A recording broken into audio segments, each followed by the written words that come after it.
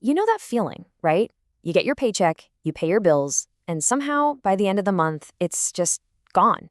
It's like you're running on a treadmill, working so hard, but not actually getting anywhere. Well, what if I told you there's a way to turn that worry into real action? Today, we're diving into a really simple but powerful story about a young man and his grandfather. This one conversation could totally shift how you think about money. So let's get into it. So, the story kicks off with something pretty much all of us have experienced at some point, what I like to call the single income trap. It feels safe, you know? You have a job, a steady paycheck, but it's only when you really think about it that you realize just how shaky that foundation actually is. And this quote, wow, this is exactly what the narrator in our story was going through. He was stuck in that vicious cycle, right? Earn money, spend money, and end up with zero. It's that awful sinking feeling in your gut when you realize you're putting in all the work, but your bank account just isn't moving.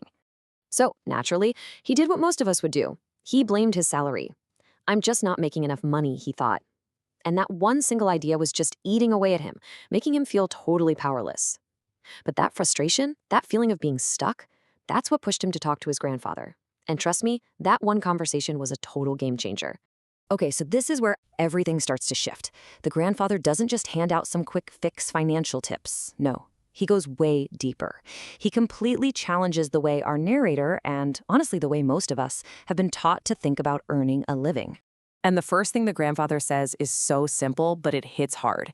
He points out the biggest financial mistake pretty much everyone makes. We put all of our eggs in one basket. We get one job, rely on that one paycheck our entire lives, and then we're surprised when we feel stressed and insecure about money. It's kind of obvious when you hear it like that, right? And then he drops this bombshell of a question. Seriously, just take a second and think about this. What would happen if your income just stopped tomorrow? The narrator had absolutely no answer, and in that silence, it all became crystal clear. His entire financial life was balancing on one single, very wobbly pillar. And that's the absolute core of it all. The problem wasn't how much he was earning, it was how many sources he had. See the difference? The issue isn't a small paycheck, it's the risk of having only one paycheck. That shift in thinking from I need a raise to I need another income stream, that is everything.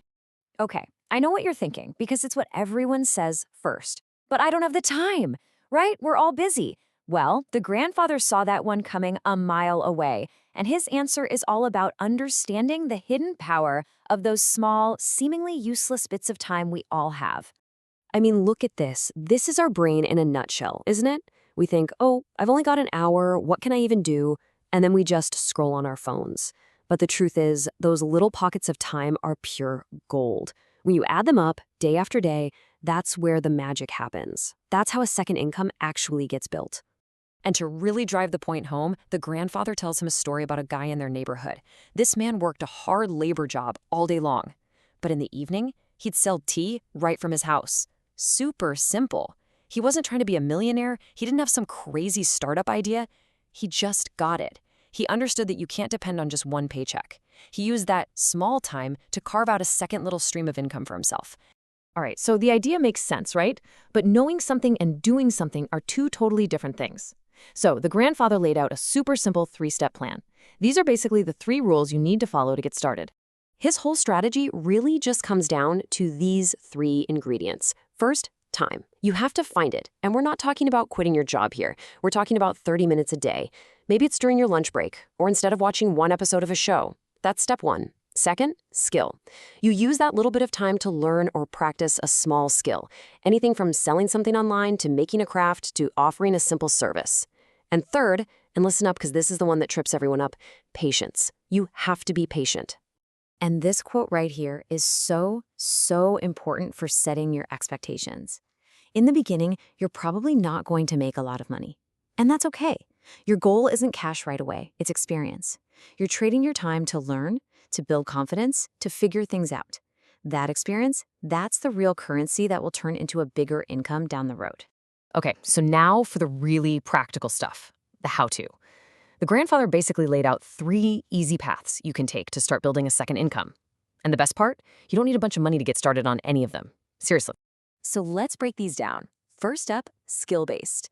This is about using something you're already good at. Maybe you can write, or you're good with design, or you could tutor someone online. Then there's product-based.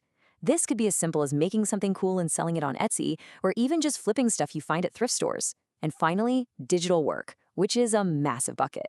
This could be anything from running a small business's social media to starting a YouTube channel about a hobby you're obsessed with. The point is, there are so many options, and they all start small. And this is a truth you've got a tattoo on your brain. Side incomes always start small. You have to get rid of that idea that you need a huge business loan or some world-changing invention. Every single successful side hustle started with one person taking one small, simple step. The only thing that matters is taking that first step. Okay, so we've heard the whole story, we've got the framework, but the grandfather's last piece of advice is maybe the most crucial of all. Knowing all this stuff is completely useless if you don't do anything with it. So let's pivot and talk about you. How do you take all this and actually make it happen, starting today? But wait, before you jump in, you need to know about the #1 dream killer, a lack of consistency. This is where most people fail. They get all excited, work on something for 5 days, 10 days, don't become an overnight millionaire, and they quit. You have to understand that consistency is the secret sauce. It's the only thing that turns those tiny daily efforts into something real. So here it is, the challenge. 30 days, that's it. The grandfather's promise was that if you can just stick with your idea for 30 days straight, no excuses, even if it's just for 15 minutes a day, you will see a difference. You might not be rich, but you'll have momentum. You'll see a path forward. A little spark will be there. Which brings us right back to that final punch in the gut question, the same one the grandfather asked. And now I'm asking you, after hearing all of this, what are you going to start today? Not, I'll think about it, not maybe next week. What are you going to do today? And here are your choices, plain and simple. Are you going to lean into a skill you've already got? Are you going to try making or selling a product? Or are you going to jump into the online world? It doesn't really matter which one you pick. The only thing that matters is that you pick one and you start. That second path, that financial breathing room you want, it's right there, just waiting for you to take the first step.